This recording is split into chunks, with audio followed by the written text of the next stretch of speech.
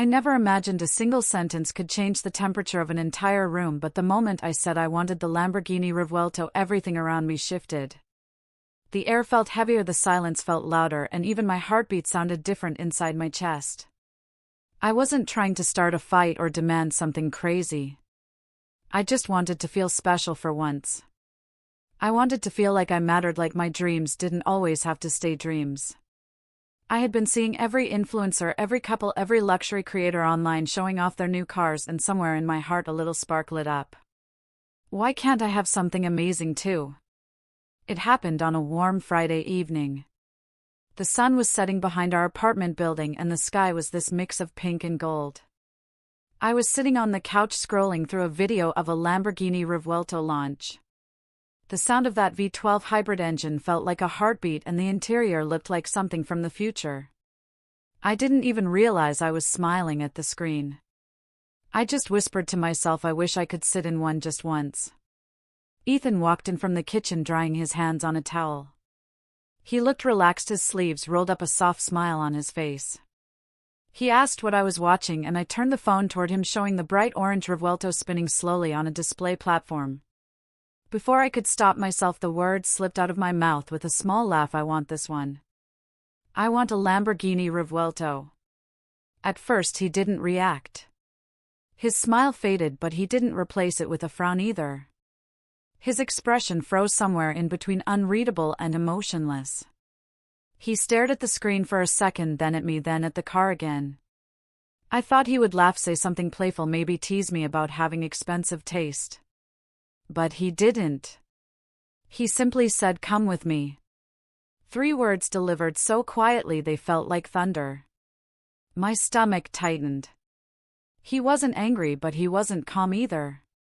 He stood straight, put the towel down, and walked toward the hallway without waiting for me. I hesitated for a second, then followed him, unsure, confused, and a little scared. His footsteps were steady but fast, as if he knew exactly what he was about to do. Mine were slow, uncertain. He opened the door to the spare room, one we barely ever used, and stepped inside.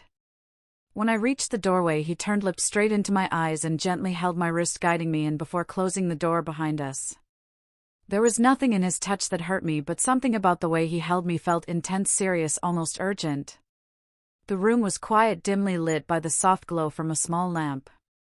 I stood there with my heart beating faster than it should. He leaned against the wall, his arms crossed, his eyes locked on me.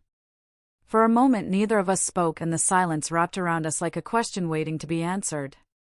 Finally he said, "Tell me why you want that car."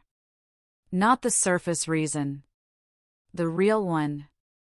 And for the first time in a long time I didn't know what to say. I didn't expect that question to hit me so hard, but the way Ethan asked it felt like he was looking straight into the part of me I never really show anyone. I stood in that quiet, dim room with my fingers nervously twisting together, trying to form words that didn't want to come out. He didn't move, he didn't blink, he just waited, and that somehow made the pressure even heavier. I finally said, "I don't know," but that wasn't true, and we both knew it. He raised an eyebrow just slightly, enough to tell me he wanted the truth, not the safe answer. So I took a breath and tried again. I told him I was tired of feeling behind, tired of seeing everyone else leveling up their lives while I stayed in the same place, tired of working so hard and still feeling invisible. I said the Lamborghini wasn't just a car. It represented something bigger. Confidence, freedom, the life I always imagined but never touched. He listened quietly, his face unreadable. When I finished, he didn't respond right away. He walked toward the small table in the corner, placed his hands on it, and lowered his head like he was fighting with his own thoughts. Then without warning he turned around, and his voice was low but steady when he said, "Do you think a car will fix all that?" The question stung more than I expected. I wasn't asking for a miracle. I wasn't even asking him to actually buy it. I just wanted the idea of something extravagant, something so out of reach it made me feel alive for a second. But before I could explain, he took a step closer, closing the space between us in a way that made my pulse jump. He wasn't angry. He was hurt, confused, maybe scared of something I couldn't see yet. He said, "Anna, you've never asked me for anything like this. Not even close." And the first time you decide to want something huge, it's not a trip, not time together, not a dream for us, it's a Lamborghini. His voice softened near the end, and that softness made me feel even worse because he wasn't blaming me. He was worried. I tried to speak again, but he gently held my shoulders, stopping me. His touch was warm, steady, grounding. He told me I wasn't invisible to him, not even for a second. He said he saw the way I worked, the way I pushed myself, the way I hid my stress behind jokes and small smiles. He said he noticed everything, even the things I thought I hid well. Then he said something that made my chest tighten. If you're reaching for something that crazy, there's something inside you you're not telling me. Something deeper. And I want to know what it is. I didn't know how to answer because he was right. There was something deeper, something I never said out loud. Something even I wasn't sure how to fully understand. I opened my mouth to try, but he took my hand and led me to sit on the edge of the bed as if he knew I needed support to even begin. The moment we sat down, he looked at me with this intensity that made the room feel too small, like everything was about to change. And then he asked one more question, a question that shook me more than his reaction to the Lamborghini ever could. He said, "Anna, what are you really afraid of?" His question hit me like a heartbeat I wasn't ready for. What are you really afraid of? It echoed in my mind louder than the ticking of the small wall clock behind us. I stared at him, trying to pretend I had an answer ready, but the truth was sitting somewhere deep inside me, tangled in memories I avoided for years. I looked down at my hands resting on my lap, and they were trembling slightly. He noticed, of course, he always noticed. He moved a little closer, still giving me space, but close enough that I could feel his warmth. It was strange how someone could feel so safe and so terrifying at the same time. Because opening up meant letting him see the parts of me I kept locked away. I said, "I don't know," but he shook his head gently and whispered, "Yes, you do." And that broke something inside me. My throat tightened and I felt a familiar heaviness push against my chest, the one that always appeared when I tried to talk about my insecurities. So I finally let some of it out. I told him I was afraid of being left behind, afraid of not being enough, afraid that everyone around me was moving forward while I kept running in circles. I told him that sometimes when I looked at my life, it felt small, like I was living in a world that was too big for me to catch up to. I didn't ask for the Lamborghini because I wanted a car. I asked because I wanted to feel like maybe I wasn't falling behind. Like maybe I could have something extraordinary too. As I spoke, his expression softened even more, his eyes glistening with a kind of understanding that made my chest ache. He didn't interrupt, not even once. He just listened, like every word mattered. When I finally finished, I expected him to tell me I was overthinking or being dramatic or unrealistic. But he didn't. Instead, he reached out and tucked a strand of hair behind my ear, gently, slow, tender. Then he said, "Anna, I never want you to feel like you're running alone. If you're scared, you share that fear with me. If you feel small, I'll remind you who you are. And if you ever think you're not enough, I'll spend the rest of my life proving you wrong." My breath caught in my throat because no one had ever said something like that to me. Not with that level of sincerity. Not with that kind of love behind it. And for a moment, the Lamborghini didn't seem important at all. What mattered was the way he looked at me, like I was the most valuable thing in the room. But then something shifted. His jaw tightened slightly, his eyes flickered with something unreadable. He took my hand again, but this time his grip was firmer, more decisive. He stood up, pulling me with him, and before I could ask, he said, "Come with me." His tone wasn't harsh, but it was serious enough to send a shiver down my spine. He led me out of the bedroom and down the hallway toward a door he rarely opened. The guest room, the one he always kept locked. When he stopped in front of it, my heartbeat picked up. He pulled a small silver key from his pocket, inserted it into the lock, and turned it. The door clicked open. He looked at me over his shoulder and said, "If you want to understand what you're chasing, you need to see this." Then he pushed the door open wide, revealing something inside the room that froze me in place, made my breath stop, and made every fear inside me come rushing back. Because what I saw in that room was nothing like what I expected. It was something far more shocking. I froze at the doorway because the room didn't look like a guest room at all. The light slowly flickered on, revealing a space so unexpected my mind couldn't piece it together at first. There were sketches pinned to the walls, rows of printed designs scattered across a long wooden table, blueprints carefully rolled up and stacked beside a tall shelf.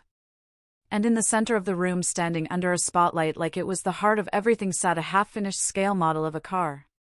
Not just any car. A Lamborghini Revuelto. I felt my breath catch as I stepped inside slowly, like I was entering something sacred, something he had kept hidden not just physically but emotionally too. Ethan watched me silently, letting me take it all in. I traced my fingers across the smooth matte black surface of the model, feeling the precision, the detail, the obsession behind every curve. I turned to him, confused. "Ethan, what is all this?" He leaned against the doorway, arms crossed, but not in a defensive way, more like he was bracing himself for something. He said, "Anna, this is what I was afraid to show you. This is the part of me I kept locked away because I didn't want it to change the way you see me." My brows pulled together. "Change how?" He walked toward me, stopping right beside the model. His voice dropped lower, softer but heavy with meaning. "I didn't tell you this, but I've been working on a project for almost 2 years now. Something I haven't shared with anyone, not even my family. I've been designing my own hypercar concept. And this room is everything I've built so far." I blinked, stunned. "Ethan, you never told me you were doing something like this." He gave a faint smile, one that didn't reach his eyes. "I didn't want to until I knew I could actually finish it. And when you asked me for the Revuelto, I panicked. Not because of the money. Not because I didn't want to give you nice things. But because it reminded me how far behind I am on my own dreams. How far I still have to go." Suddenly pieces connected. His hesitation, his intensity, the way he reacted when I mentioned the Lamborghini. It wasn't anger. It was fear. Fear of not being enough. Fear of failing. The same fear I carried, just shaped differently. I stepped closer to him, gently touching his arm. "Ethan, why would you hide this from me? This is incredible. You're building something extraordinary." His jaw clenched. "That's exactly why I didn't want to show you. I didn't want you to think I was making excuses for not being able to buy you everything you want. I didn't want my unfinished dreams to make me look small next to yours." My heart softened in a way I didn't expect. I whispered, "Ethan, I never asked you to be perfect. I just wanted to feel seen. I never realized you were hiding so much inside you too." He exhaled shakily, like he'd been holding that breath for months. Then he walked to the far end of the room, opened a drawer, and pulled out a small black notebook. It looked worn, edges frayed, pages sticking out. He placed it in my hands. "Anna, open it." I did. And my eyes widened instantly. Every page was filled with designs, notes, sketches, ideas, equations, and calculations. Dozens of them. Some pages crumpled from frustration, others highlighted with bright colors. And on one page, written in bold ink, circled twice, was a line that made my heart stop. "Build the car. Build the life. Build it all for her." I looked at him, stunned, unable to speak. He ran a hand through his hair and said quietly, "Anna, you're not the only one who dreams big. I just dream differently. And I'm terrified every day that I won't be the man you deserve." My throat tightened because I finally understood. We weren't fighting because of a car. We were fighting because we were both scared of the same thing. Before I could respond, Ethan stepped closer, gently cupping my face in his hands. But there was something he needed to tell me, something that would change everything about this moment. And just as he opened his mouth to say it, his phone buzzed loudly, breaking the silence and making both of us turn instantly. The name flashing on the screen made my stomach drop. The moment the elevator doors slid open, the entire hallway of Ryan's penthouse level felt different, quieter, heavier, like the air itself was waiting for something to happen. My heartbeat was already racing from what had happened in the showroom, and the way he'd grabbed my hand on the drive back, it wasn't anger. It wasn't disappointment. It was something deeper. Something that made my stomach twist with nervous excitement. He didn't say a word as we walked toward his penthouse door. Nothing. Just that slow, confident stride of his hand wrapped firmly around mine as if he was afraid I'd run away. When the door unlocked with a soft beep and opened, I stepped inside and instantly froze. The penthouse lights were dim, but warm. Soft golden glows from the floor lamps illuminated the marble floors. The huge glass windows reflected the city lights below, making everything shimmer. And in the center of the living room, a sleek, black gift box sat on the table. My throat tightened. "Ryan, what's going on?" He finally looked at me, and there was that smile again, dangerous, teasing, and way too confident. "You demanded a Lamborghini Revuelto," he said, voice low and calm. "And you thought I'd get upset. You thought I'd pull away, or feel used, or feel like you were asking for too much." I swallowed. "I mean, I know it's expensive, Anne." He stepped closer, cutting off my words without touching me. Just the heat of him made my entire body react. "But that's not why I brought you home," he continued. "I didn't bring you here to scold you.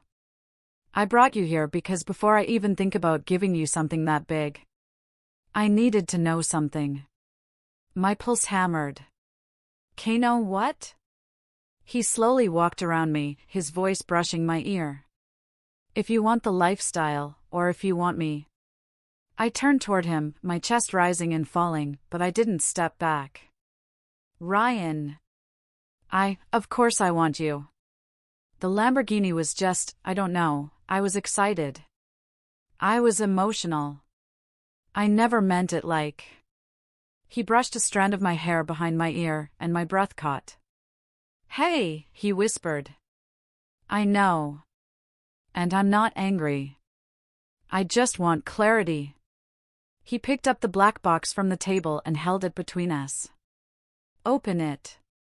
My fingers trembled as I lifted the lid, and my breath instantly stopped. Inside was a small, glossy black car key fob. But not just any key. A Lamborghini Revuelto key. My eyes widened. "Ryan, no way.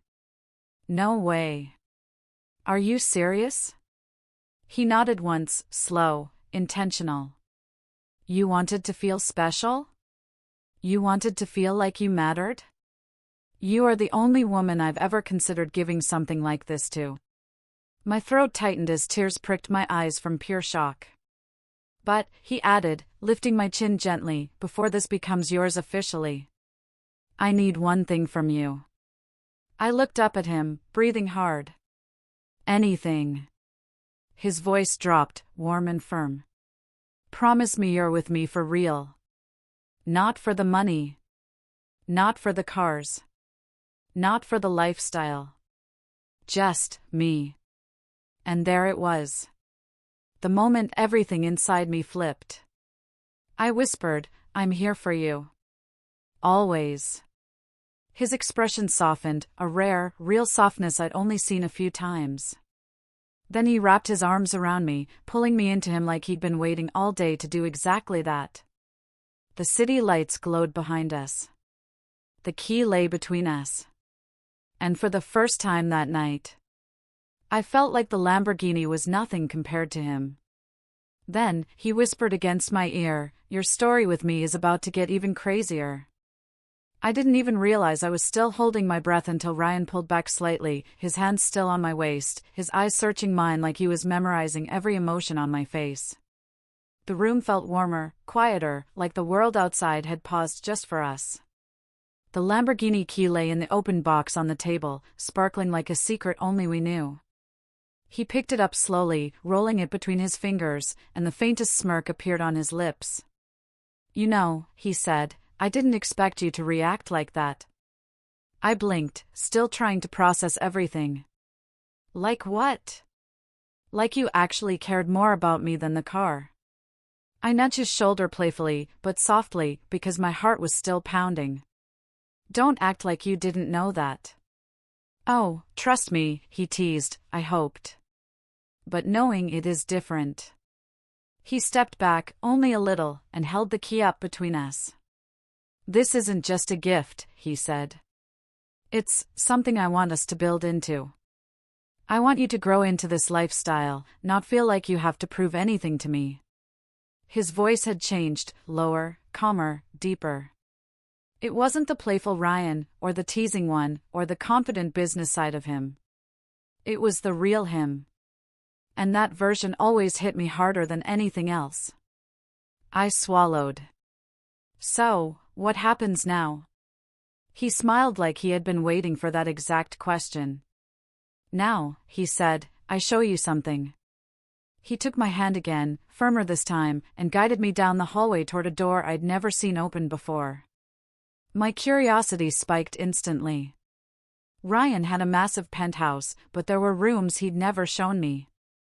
Rooms he kept closed. Tonight, he wasn't hiding anything. He unlocked the door and pushed it open slowly. I gasped. The entire room was a private showroom. Soft white spotlights lit up the space, reflecting off glossy floors and glass walls. And in the center of the room, a Lamborghini Revuelto. Electric green. Perfectly polished. Sparkling under the lights like something out of a fantasy. My hand flew to my mouth. Ryan, what is this? This, he said, walking toward the car, is yours. I stared at him, speechless. Mine? Like, mine? If you want it, he said casually. If I want, Ryan. I nearly shouted. Are you serious? Do you know what you're saying? He leaned against the car with that maddeningly calm confidence. I know exactly what I'm saying. But I need you to understand something before you even think of taking this key. He walked back toward me, slow and deliberate, each step making my heart pound harder. This car, this lifestyle, all of it is intense. Fast. Expensive. Dangerous in its own way. And if you're with me, if you really want to be a part of this world, you need to be ready. Ready for what? I whispered. His hand lifted my chin again, holding me still in place. For us, he said. For how deep we're going to get. For what being with me actually means. For the level of trust I'm asking from you. The air around us thickened. My chest tightened, not from fear, but from the weight of something real settling in. I trust you, I whispered. More than you know. He nodded slowly, his thumb brushing my cheek. Then take the key. My hand trembled as I reached for it. The moment my fingers touched the cold metal, Ryan's eyes locked onto mine, and the entire room felt electrified. Good, he said softly. Because after tonight, nothing will be the same. The moment my fingers closed around the Lamborghini key, a strange rush swept through me, like electricity running straight up my arm. Ryan must have sensed it because he didn't speak, didn't move, didn't even blink. He just watched me with that focused intensity that always made my heartbeat jump into a faster rhythm. For a second, I felt powerful. Like I was stepping into a new version of myself. But then, something shifted in the room. A loud metallic click echoed behind us. I turned quickly. The showroom door had swung shut on its own. Or at least, that's what I thought. But the look on Ryan's face told me it wasn't an accident. He walked past me, checked the handle, and then he exhaled slowly. It auto-locks, he said. I forgot it does that when the motion sensor triggers. I frowned. So we're locked in? He nodded, pulling out his phone. Only for a moment. The security system has a reset option. But the phone didn't light up. I stepped closer. What's wrong? It's dead, he muttered. I swear it had battery. He tried the door again, but the lock stayed firm, a soft red light glowing on the digital pad. For the first time since we started talking about the car, I felt a tiny pinch of nervousness. So, we're stuck in your private showroom with no phone and a locked door? He looked up at me, and instead of panic, there was amusement in his eyes. Honestly, he said, I've been in worse situations. Well, we're not in a movie, I shot back. There's no secret tunnel behind the Lamborghini. To my surprise, he actually laughed. There is, but it only opens from the outside. I stared at him. You're joking. Mostly, he said, raising a brow. I crossed my arms. Ryan. Be serious. He walked toward me again, slow, calm, deliberate. Hey, he said softly. Relax. We'll be fine. Worst case scenario, the system unlocks itself after 10 minutes. It's designed that way. 10 minutes stuck with you in a locked room, I teased. Sounds dangerous. You have no idea, he murmured. His voice was low enough to send a shiver across my skin. The whole room felt warmer suddenly, quieter, like even the spotlights were dimming around us. He stepped closer until the space between us almost disappeared. You're holding the key, he said. You're in control. It took me half a second to register what he meant. Then I realized he wasn't talking about the car. Not really. My pulse hammered in my ears. He lifted his hand and brushed a piece of hair away from my face, slow enough that I felt every second of the movement. His fingertips trailed lightly against my jaw, barely a touch, but enough to make me inhale sharply. You want the Lamborghini, he said. But I want something too. My breath caught. And what's that? You, he whispered. The word hit harder than I expected. There was no hesitation in his voice, no teasing, no layered meaning. Just truth. Raw and unapologetic. But before I could say anything back, the lights above us flickered once, then twice. The security panel beeped loudly, and the red light turned green. The door unlocked. Ryan glanced at it, then back at me. Looks like our 10 minutes are up. But I didn't move. I didn't even look at the door. Ryan, I said softly. About what you just said. He held up a finger, touching it gently to my lips. Not here, he whispered.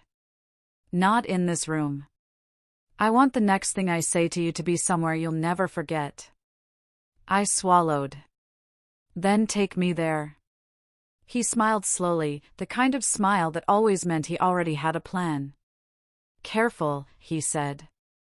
Because when I take you, your life won't go back to normal. I don't want normal anymore, I replied. And when I said it, I meant every word. The moment we stepped out of that locked room, I felt like the air outside was different, warmer, lighter, almost charged with the things we left unsaid. Ryan walked beside me, not touching me, yet somehow every step he took felt connected to mine, as if he was drawing me forward without a single word. I kept thinking about what he whispered, that he wanted me, that everything he said in that quiet room wasn't a joke or a game, but something real, something deeper than the Lamborghini or the showroom or any luxury in his world. He led me toward the elevator at the back of the building, a private one that only opened with his fingerprint. The doors slid open with a soft hum, and he motioned for me to step inside first. I did, and the moment he joined me, the air tightened again, like the elevator itself knew something was happening between us. He didn't hit the ground floor button. Instead, he pressed the one labeled P3. I had never been there before. Where are we going? I asked, trying to keep my voice steady. You'll see, he murmured.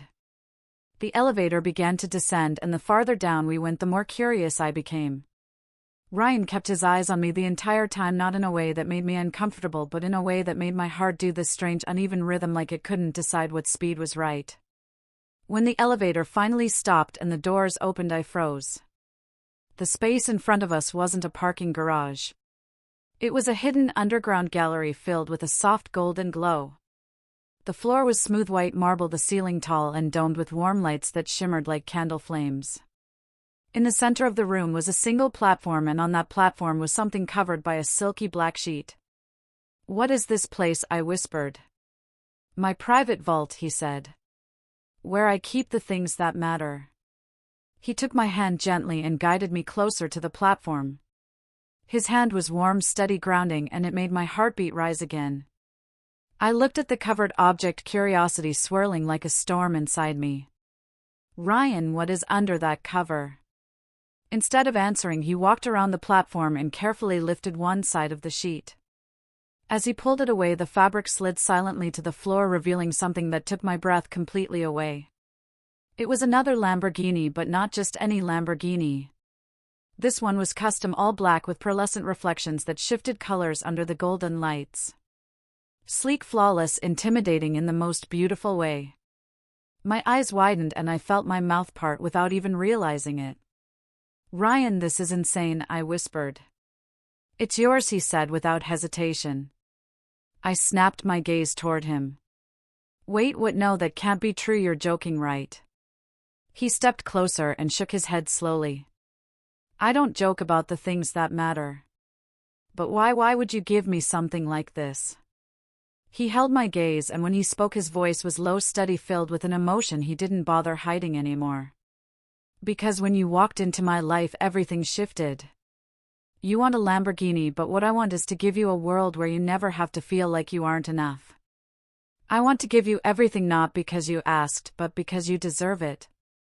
My throat tightened. The room felt too quiet, too still, too full of emotions I wasn't prepared for. I stared at him, unable to understand how someone could be this generous, this intense, this real. "Ryan, I don't know what to say," I whispered. He reached out, brushing his thumb lightly along my cheek. "Just tell me if you're scared," he said softly. I shook my head. "I'm not scared. I'm overwhelmed." "Then let me overwhelm you," he replied. And in that moment, standing in front of a car worth more than anything I ever imagined, the most overwhelming thing wasn't the Lamborghini. It was him. The air in that underground vault felt heavier now, not because of the luxury surrounding me, but because of the weight of Ryan's words still lingering in the space between us. I stared at him, trying to understand how someone could look so confident yet so vulnerable at the same time.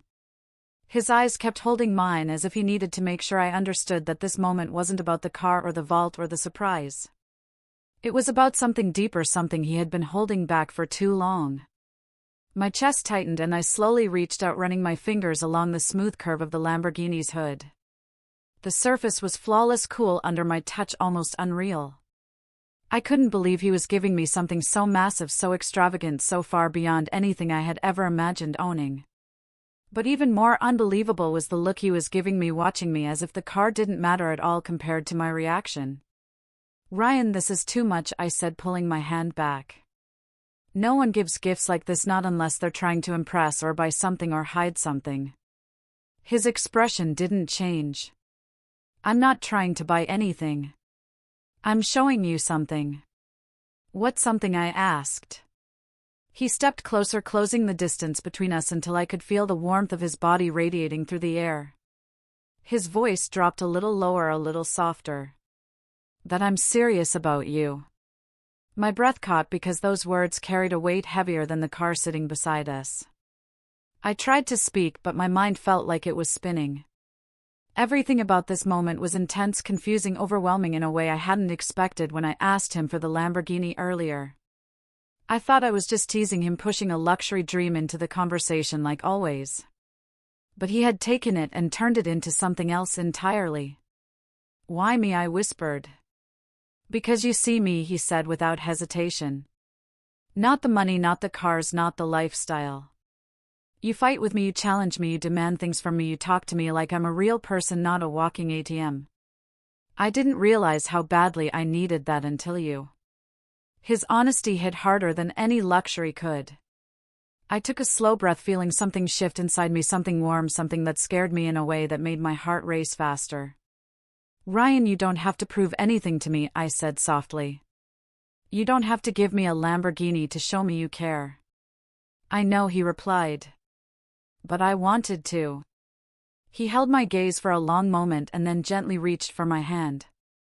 His grip was warm, steady, grounding, like he was trying to tell me without words that I wasn't alone in whatever this was becoming. I let him hold my hand, and for a moment everything felt quiet, peaceful, like the luxury around us didn't matter because the real moment was happening between our fingers. Then he gave my hand a light squeeze. "I have one more thing to show you." My eyes widened. One more? What could possibly be left after this? He didn't answer. Instead, he walked to the far side of the vault, pulling me along gently. We stopped in front of a tall matte black door that looked nothing like the rest of the elegant space.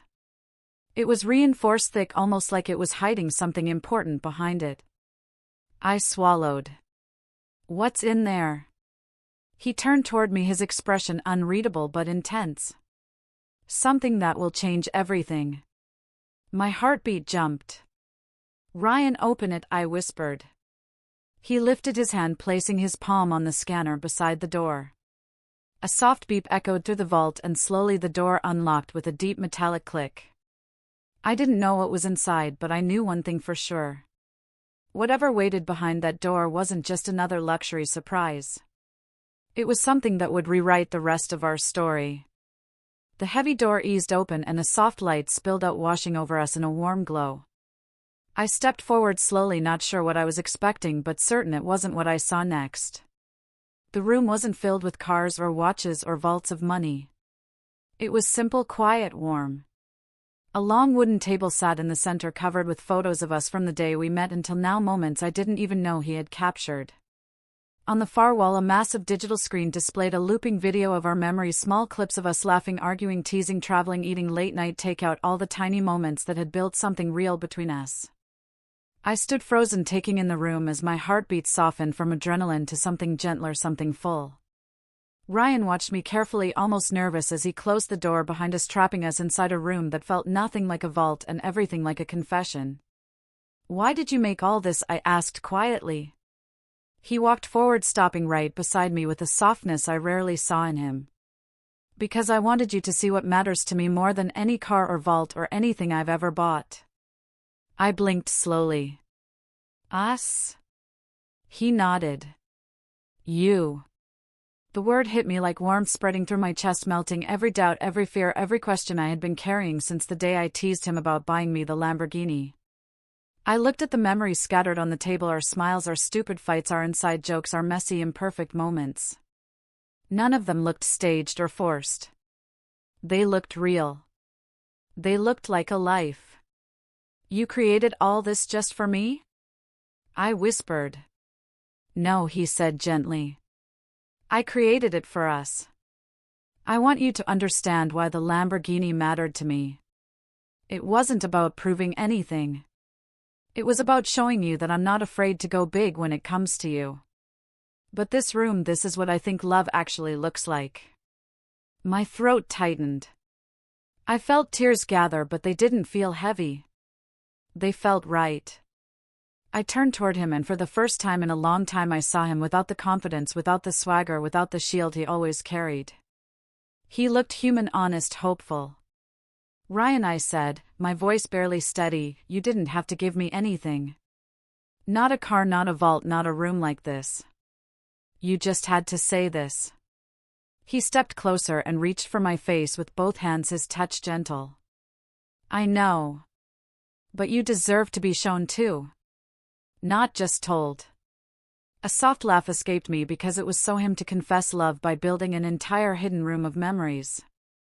I leaned into his touch, letting the warmth settle over me. My heart felt full in a way I hadn't realized it was capable of. "I love you," I whispered because it finally felt safe to say it. His breath caught and a slow smile spread across his face. "I love you too." He pulled me into his arms, holding me like he had been wanting to do this for years. I felt the tension melt out of him as my arms wrapped around his waist, grounding us both in the moment. For the first time, the world didn't feel like high-end chaos. It felt like home. When he finally pulled back, he brushed a strand of hair behind my ear. "Come on. I want you to drive your new Lamborghini out of here." I laughed, shaking my head. "You're unbelievable. But you love me anyway."